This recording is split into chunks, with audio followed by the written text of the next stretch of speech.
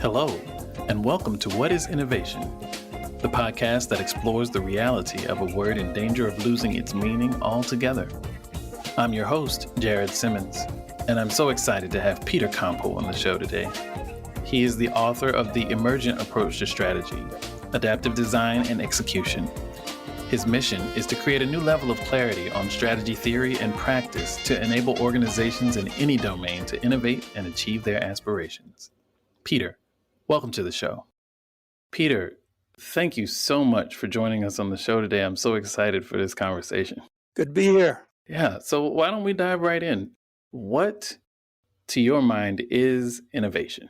This is a really tricky question you start off with because I think there's so many different views. For me, innovation is an outcome. It's anything that is new, that wasn't conceived in the past. And it can be a technical thing, it can be an idea, there's no matter. And when I study biology, what is a new trait on an animal or a plant? It's an innovation. It's a biological innovation. It's something new that wasn't there before. But that is not usually how we think about innovation. No. I think we think about it two other ways. One is kind of the amplification of that new thing. So a new trait might develop in an animal. I'm thinking of something like the innovation of feathers in biology, right? Mm-hmm. With the dinosaurs starting with them and so forth. So the first thing was just this tiny little bit speck of a cell of a scale that turned into a proto something. Right. And then tens of millions of years of innovations adding up to something that was for thermal regulation at first, or scaring, and then eventually jumping in flight. So I think we generally think about the amplification of all those little micro innovations. And then I put in a third definition that people use, and that is that it's almost like a process. I was reading the other day someone who said, I want to contrast an innovation process with a strategy process.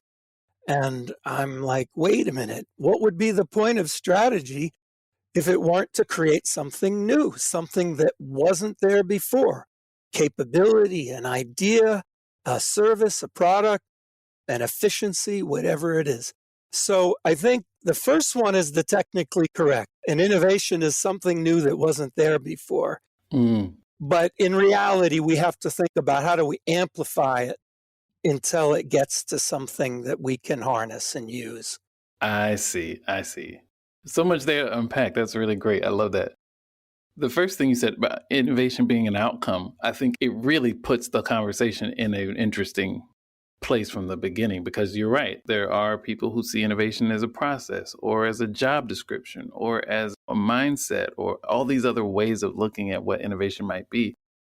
But when you plant it in an outcome and then talking about it as something new that wasn't there before, I think it really creates a timeless sort of definition, which I think is important because we've latched on to the word, to your point, in recent history, but people were doing innovative things. Animals were doing innovative things long before we created the word.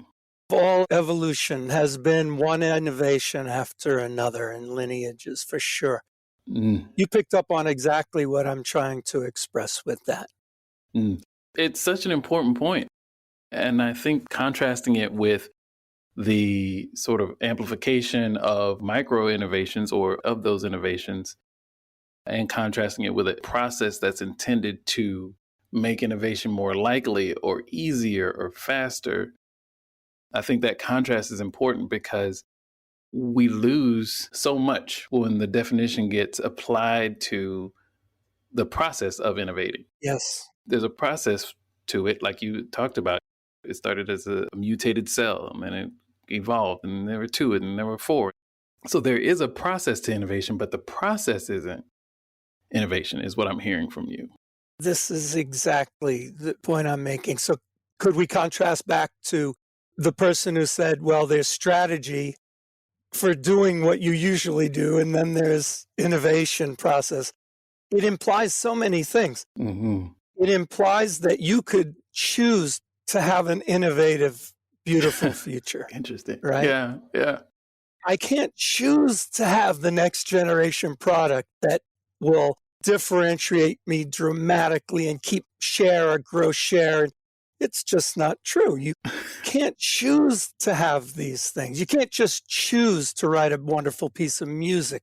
You can't just choose to change the culture of an organization. Mm. Pick whatever the innovation you're talking about. Strategy and, let's say, the whole framework of trying to think about how to make change using tools like a strategy process and planning and scenarios and sense making and all these things that are in the category of, we think that if we do this work and we do it well and we have a good way to think about this, that we can innovate Mm. and that we can raise the probability of a new product Right. or making our current products more efficient or coming up with a great marketing plan, whatever might be the thing at that time. But how many times were great innovations seeded in a completely unexpected way? Mm. And again, we got to kind of go back to biology. There's no direction in biology. There's no one that said, uh-oh, of course, I'm talking naturalistic explanation. In a naturalistic explanation, there's nothing that said, okay, time for feathers. Right. We need this thing that will help us. Feathers weren't for flying at first. They were for thermoregulation and Sure. Mm-hmm. signaling and so forth. Mm-hmm. But there was never anywhere in the universe that someone said, okay, time for a feather Right. or an eye. Right. Took 100 million years to develop again from a pigmented cell to the current mammalian, and octopus have great eyes and that kind of thing. Right. Right. So how many times did an innovation get seeded by an unexpected idea? There's a great quote from Isaac Asimov.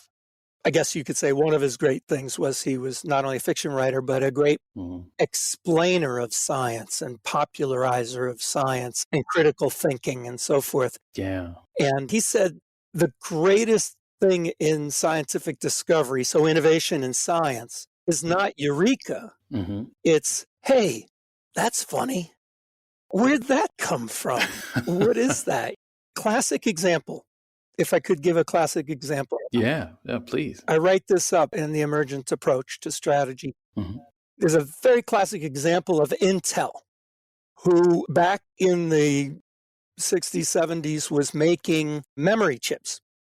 And they had a factory rule that said, okay, we're going to fill the factory with the most profitable chips first. Mm. So whatever led to profitability, whether it was low cost or maybe even low working capital requirement, or they were getting a higher price for it. Right. Whatever that reason was, factories are very expensive, right? So Right. we want to get the most profit on it in the absence of other criterion.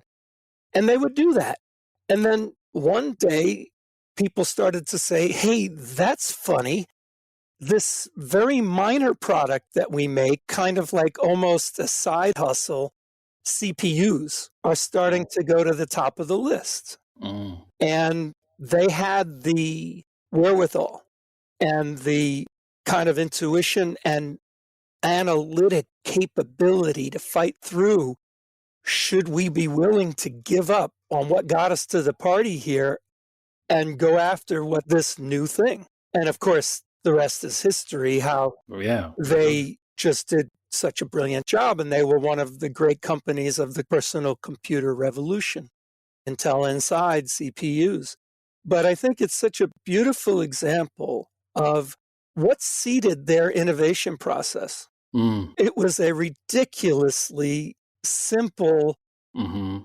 simple to say, hard to execute. Of course. Yeah. Simple and easy are two different things. Yeah, exactly. Yeah. Yeah. This simple operational factory rule. Mm. Yeah. I love that story for so many reasons. there's a lot of problem solving conversation around innovation. Like, oh, innovation needs to solve a problem. But I think it's equally likely that innovation could exploit an opportunity.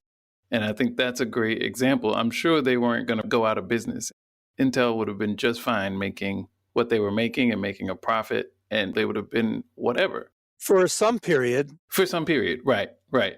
But there was no burning platform there for someone to say, oh, well, this is an unmet need. This is a problem. This is broken. None. It was, hey, that's funny. To your point, I love that.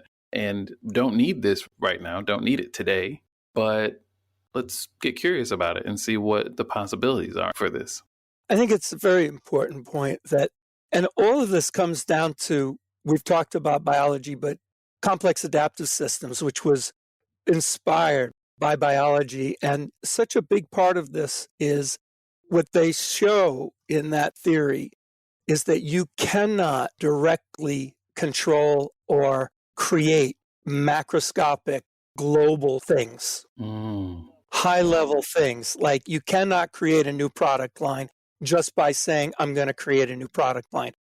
You have to work backwards to the local, and we don't have a great language for this, but the low level, local choices and decisions you can actually make that have to bubble up, hence the word emergent.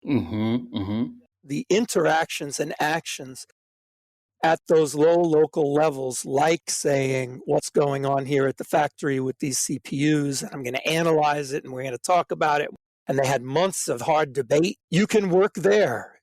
You can choose to stop selling chips, right? Right. That doesn't mean you automatically create a multi-billion-dollar, one of the best business stories of modern times, right? Right. And I want to bring it back to your point around solving a problem or taking opportunity. These may be inspirations, but you don't just get to solve a problem or just create a new opportunity. I think that they can, again, seed the beginnings of an idea, but you really don't know where it's going to take you, and that you can't just say, all right, I'm doing that. Right. Just like saying you don't have an innovation process that's any different than a strategy process in principle. And we can get into the difference, I think, that they were going after. But it's not a matter of saying, I know what I'm trying to get to, and I can just go directly do that, which is what you were, I think, going after, where you say it's either a problem-solving thing or not. Right. That may be inspiration. Maybe that's funny, or we're unhappy with this, or we think there's an opportunity. Right. But that's not the answer. Interesting. I think part of the tendency to think about it in those terms likely comes from a focus. And I think this is something that is relatively new to the world in the last 100 years. This focus, 150 years, a focus on benchmarking and looking externally to see what other people have done and using that to figure out what you're going to go do next. I feel like that sort of tendency in the corporate world, in the scientific world, in a lot of places has given the illusion of causality to what you're saying. Like people think, oh, I'm looking back at this thing that's now here. And the way they got it was they decided they were going to do that. And everything that's here now is someone decided to do. And so that must be what I need to do to make the thing that I want. So I need to decide to do that. And that's what's going to cause it to come into being. You've brought up another one of the symptoms of this kind of thinking that you can directly create the future. It's that by looking back, and let's talk of feathers again, right? Right. As if someone said, okay, first we need a scale to get a little bigger, and then we needed to develop some of this stuff and some of that stuff. And I think I must have said it a million times at DuPont, where I worked for years. No one ever planned $1 billion business. But we look in hindsight and we get so seduced by case histories. There aren't that many case histories that people can rattle off of kind of like okay, we did okay. Right. We're not dead yet. We're Yeah. still, we're hanging in there. We paid our bills. Right. We look in hindsight and say, well, someone must have planned this. Mm-hmm. Mm-hmm. But this is the theory of emergence, and complex adaptive systems say didn't really happen. Mm. Wow. But what did they do becomes the question, right? Right. Yeah. Then how Yeah. did it happen?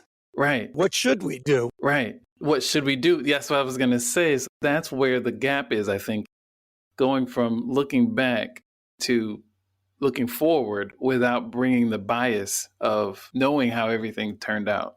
When you look back, you know how it turned out. And then when you turn to look forward, I think we just bring that bias of A, B, C, D, E happened in the past. And so A, B, C, D, E must be what is going to happen in the future. And I think it's those unconscious biases that really kind of make the concept you're sharing and talking about and implementing so important, because we don't see them. They're the water we swim in every day. And that's what makes them so dangerous to innovation and to risk management, which I think is at the core of the way organizations think about what they term innovation, which is usually, again, around the process of innovation or the group that's responsible for innovation or the what have you. So I think this complex adaptive systems construct is brilliant, and it's applying it to this strategy and to innovation is brilliant because it really does that one thing that innovators writ large, people who want to drive innovation, these outcomes, they inherently have to figure out how to manage risk and allocate resources to achieve it or to increase the likelihood that it might be achieved. You're hitting on some real practical questions, right? For example, should you have an innovation group? Yeah. I don't know. Yeah. Like, what's everybody else going to do? Not Right. innovate, not improve, not, okay, well, then now we're back to the definition. They're going to do something that's completely different. I didn't see it work because I think part of innovating really comes from understanding the reality that you're in. It comes from internalization. When you study great innovators in science and music and the fields I'm familiar with, music, science, and business, technology, like that Intel story, it wasn't just, oh man, we got to innovate, we got to get out there. It wasn't anything like that. And I don't want to take that one case history and say it is the case. Sure. But in so many cases, I believe innovations came from learning the reality of what you're in and exploring out from that. I think people that are put in an innovation group often, they're forced almost to get outside of learning about the current reality. Well, what are you going to do with that, right? Right. We got to think big. And if I hear one more person in my life say, think outside of the box, my head's going to explode. Yeah. I would never have a strategy group and an innovation group. Right. I might say, okay, this team is going to explore X, and the rest of our organization is not going to explore X. That's great, but calling them an innovation team, everybody's got to innovate all the time just to stay still because the world's changing around them, right? I couldn't agree more. I think what we've historically referred to as innovation processes and innovation mindset in the corporate sphere is now strategy, is now what we would have called 10, 15 years ago strategy, because the pace of change has eliminated that gap between, I can think about this on 3-year, 5-year cycles versus this other thing I need to be on the cutting edge or whatever. I think that gap is just almost non-existent with the acceleration of technology and the ubiquity of information and the connectedness of people. Yeah. It's just hard to imagine creating a 5-year plan with a straight face right now. Yeah, and that's a whole nother topic, right? That how could I argue with the point around that you must keep going? But I also wonder if it was true in old days too. It's just that today we have much more capability to communicate to move fast. Yes. Many of our great industries are not dependent on building a factory that takes 5 years to design, 3 years to build, and then 15 years to get your money back. Right. Right. Now, in that case, a 5-year plan wouldn't even capture it, right? A 5-year strategy wouldn't even capture it. Exactly. If you're doing software, you don't have exactly those same time constraints. Mm-mm. But it doesn't change your point Yeah, right. that no matter who, if you're not changing, if you're not trying to improve, the odds are you're going to lose position. Right, right. And I think that's the critical piece. And, I love music. I'm a musician and grew up playing the piano and in choirs and things. And I think there's a lot that music can teach us about collaboration and about innovation as an outcome, creating new and different things in a way that is more collaborative and a little less top down. Mm-hmm. And I think sports analogies are important and great, but sports teams and sports in general have that same top down sort of structure implied in them. And I think music offers a lot of opportunities to think about innovation differently. We obviously share music, and I think it's very instructive. And I think it's very interesting that often music is held up as an example of creativity that doesn't exist in like business processes. Right. In particular, jazz. Yes. Improvisation. Yes. I remember when I first went to the corporate world, I'd grown up in a musical family in New York City and area. My father was a jazz musician, and they would hold up jazz, but they would talk about it as if the difference between jazz and technical innovation was in jazz, you just kind of let it happen. It's all about freedom. You're not held back. We're an innovation group, man. We're going after innovations, not the same old. Right. And I'd say, you know what happens when musicians do that? They play cliches. Yes. And you've heard a million damn cliches on the 12-bar blues or just total nonsense, right? Exactly. I use Charlie Parker as an example in chapter 2 of my book, where Charlie Parker was a student. And for those who don't know who Charlie Parker was, he was post-war one of the great figures in jazz history who was, along with several other very famous people, created a new genre of jazz post-war in the 40s called bebop. Bebop, yep. And it was virtuoso music, but it had a whole new level of harmony, sophistication, and it was in some ways also a social movement because post-war, when the African-American community was driving for equality and greater part of success of the country, they looked to Charlie Parker, who wasn't just an entertainer, but a true artist, and said, look, I have a new system. It's associated with our community. This was enormously disciplined. He talked about he could hear things in his head, but he still didn't know how to write it down. He still didn't know how to grasp it and reproduce it. Yeah. He talked about learn the changes and then forget them. What did that mean? The changes, for people who don't know, are the harmony of the chords of a song. Yeah. And it's chords that people would improvise over, right? Right. He would say, learn the chords, learn the changes. That was jazz slang for the chords. Learn the changes, but then forget them. What was he talking about? He was talking about the need to internalize it and learn it so deeply that it became part of you. Then you could improvise. Then you could do something new. If you didn't do that, you were playing cliches and just copying other people, which is Charles Mingus, another great jazz player, right? Composer and bass player and band leader, used to say, if I forget, he wrote a song or something. It was like, if Charlie Parker were a gunslinger, he would have shot all the guys that stole his music because they copy the cliches. Right. Made their own through study and through internalization. Yeah. And I kind of went off here, but that's good. It's a really important point that I think people confuse innovation with a lack of discipline, where in fact it requires more discipline because you have no guidelines. You're in a new place. you don't have the same guardrails you had before. Mm, You have to create your own discipline. You said it before.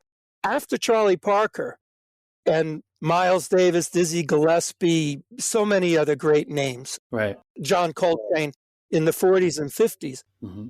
in the 60s, a new genre of jazz evolved called free jazz. Hmm. And you might say, well, they just let go of all the rules. No, Right. they let go of all the traditional rules Mm, and they had their own rules. They had their own disciplines for what they determined to be consistent with what they were trying to accomplish. right. If there was one thing that we got that I wish I could bring out here, is this illusion that innovation is somehow the opposite of discipline, the opposite, that creativity and discipline are the opposite. Ah, I see. It's quite the opposite to that. Yeah. Yeah. The great creators are the most disciplined, the most studied. Oh, that is such a great articulation of that point and so many great examples of it. When I think about music, I think about creativity and technique. And structure to me is built into that. This kind of underpins both of them. But or I think that people oftentimes underestimate the amount of technique and structure that underpin these so called creative works. And then they underestimate the amount of creativity that goes into these highly technical, highly structured solutions. I had a guest that talked about the most creative people he knows are the coders that write code for his software. Interesting. I'd love to hear more about that. Yeah. Yeah.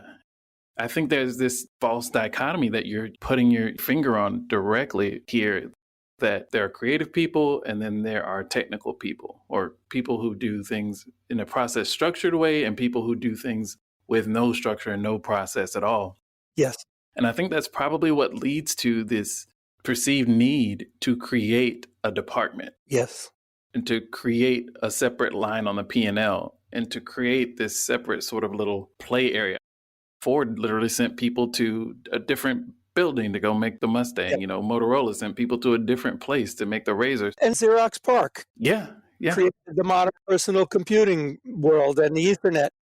I'm not saying separating a group isn't a valid technique. No, I'm just saying don't call that they're doing innovation and someone else is doing strategy. It's all part of the same strategy. that's exactly right. Yes, yes. That is a strategy to send Mhm. those people off to another place. That's right. But don't send them off with the label of innovators. Right, right. Send them off with the label of they're working on Project X. Project X, whatever the hell you want to call it. Yes. But don't yes. make it sound like they're the innovators and everybody else is going to stick around being a bureaucrat. Yeah, exactly. Exactly. That just ain't true. Yeah.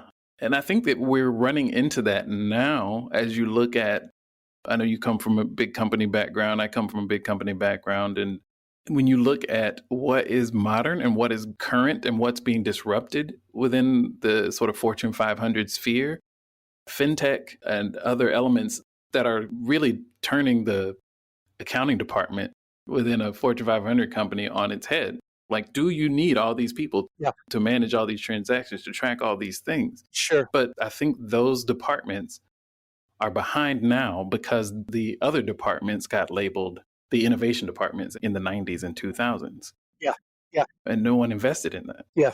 Now, there's so many things we could talk about that. Like, I think a lot about Mercado Libre, the company down in South America. They're kind of a combination of Amazon, eBay, PayPal, and they're wildly successful down there. Wow. Despite things like Argentina's economy struggling up and down, but somehow they find a way. But the point I wanted to make was their business at first was about being an Amazon and an eBay and a logistics supplier like Amazon. Mm-hmm.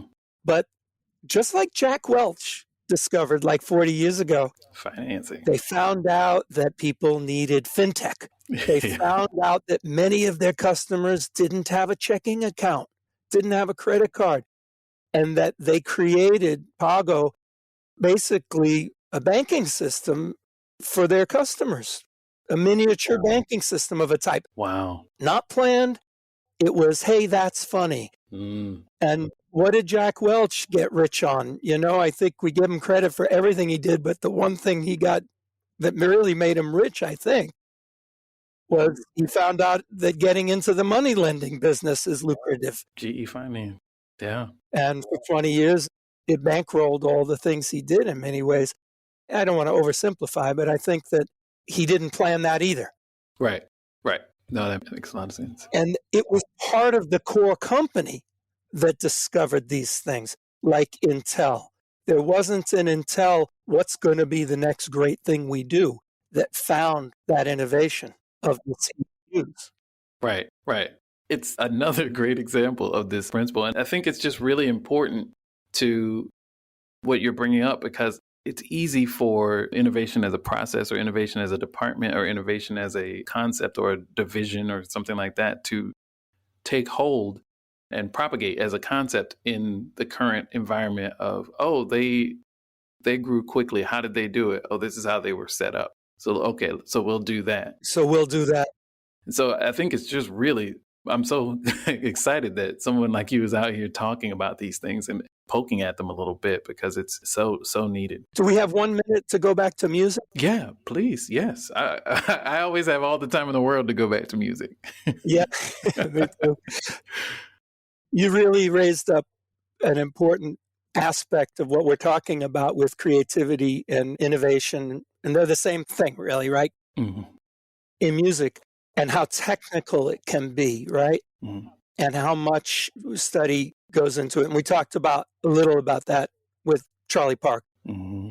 But in my own experience, I just had a recent experience where I had been working on some duets that I've been writing. Oh, nice. Which you would call classical music. I do different kinds of music, but this was classical music, duets for two flutes. And I ran into an old acquaintance who became a really fine composer.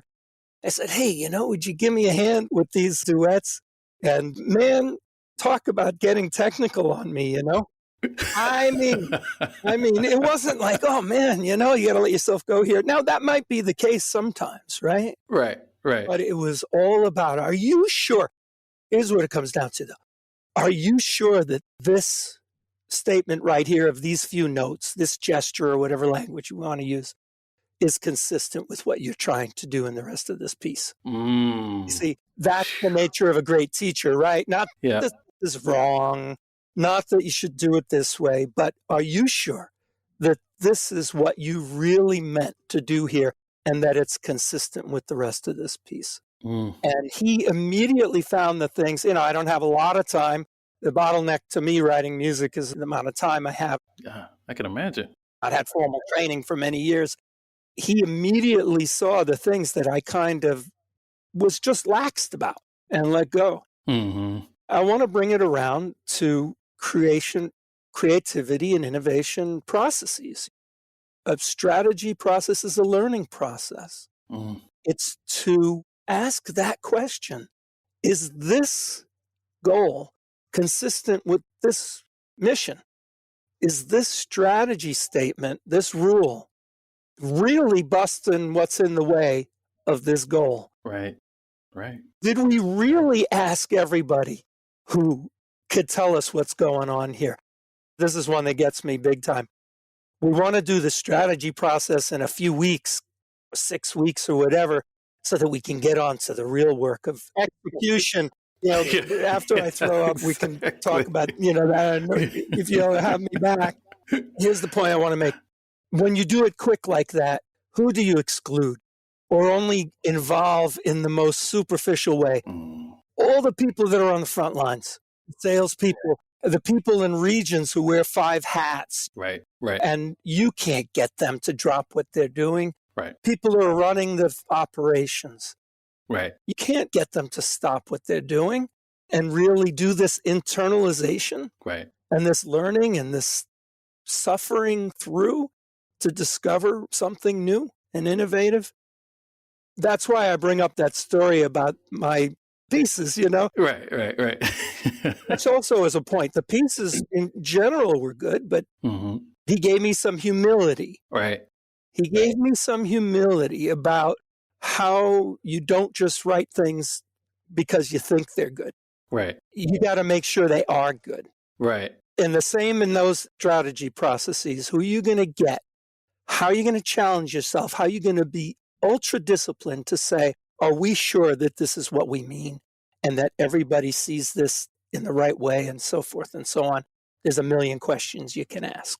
Oh, that's so important. And it's such a great analogy because it does take that level of attention to detail to, oh, this phrase or this turn here or the dynamic markings in this position. Is that serving what you're trying to do? And the first thing you do when this is what I do for a living, but the first thing the client says is, okay, well, we need to get 8 to 12 people into a room and we need a half day and then we'll do a brainstorming session and then we'll set some principles. And then, like you said, 4 to 6 weeks later, we'll have a strategic plan.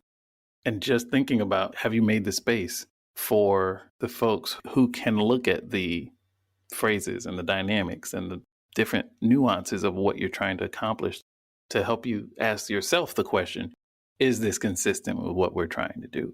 That's just a phenomenal example. Peter, it's been a genuine pleasure and an amazing conversation. Before I let you go, I want to ask you if you have any advice for innovators. Yeah, I think we've touched on a lot of the things, but I guess I would sum it up by saying a strategy process is an innovation process. It needs to be disciplined. It needs enough time for soak and internalization and learning, and for the people that aren't in the core to weigh in and to get data and to suffer through it. Because if you don't do all those things, you'll end up writing down what you already know and what you already think. It might look different. You might come up with fancy slides, but you won't really. I think if we bundle all that we've talked about together, find this way to bring the discipline into the system. I have methods that I recommend, but there are other methods too. I think that the point of our discussion today is not which exact method should we use. It's more the overall philosophy that creativity and innovation come from discipline and learning. Imagination comes from learning and discipline. And that is something that I don't think is well understood or well practiced. Peter Compo, innovation is an outcome. Anything that is new that wasn't there before. Thank you so much, Peter. I'm glad to have met you and had a chance to chat, and I hope we can stay in touch, talk music and innovation some more. That'd be great. Thanks for having me. All right. Take care.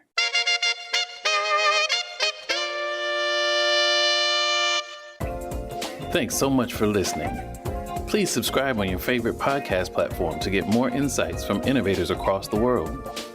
You can also subscribe to our YouTube channel for additional content and conversation. I hope to see you there. Until next time, keep innovating, whatever that means.